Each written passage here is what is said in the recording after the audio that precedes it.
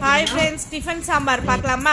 ஒரு பேன் எடுத்துக்கோங்க, 2 ஸ்பூன் எண்ணெய் ஊற்றிக்கோங்க. எண்ணெய் சூடானதுக்கப்புறம் கடுகு, கடலப்பருப்பு, உளுத்தம்பருப்பு, ஜீரகம் நல்லா பொரிஞ்சு வந்ததுக்கப்புறம் ஒரு பெரிய வெங்காயம் சின்னதாக நறுக்கி வச்சுருக்கேன். 2 வரமிளகா. உங்களுக்கு எவ்வளோ காரம் வேணுமோ காரம் போட்டுக்கோங்க. நான் பாப்பாவுக்கு கொடுக்கறதுனால காரம் கம்மியாக போட்டிருக்கேன்.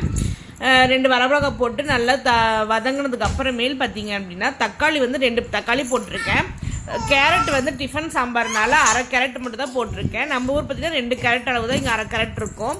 சின்னதாக நறுக்கி போட்டு நல்லா உப்பு, தேவையான அளவு உப்பு, மஞ்சத்தூள் போட்டு நல்லா வதக்கிக்கோங்க. வதக்கினதுக்கப்புறம் பார்த்தீங்கன்னா பாசிப்பருப்பு 4 சவுண்டு விட்டு நான் குக்கரில் வச்சுமே எனக்கு பருப்பு கொஞ்சம் ஒரு 80% வந்துச்சு, 20% வேகலை.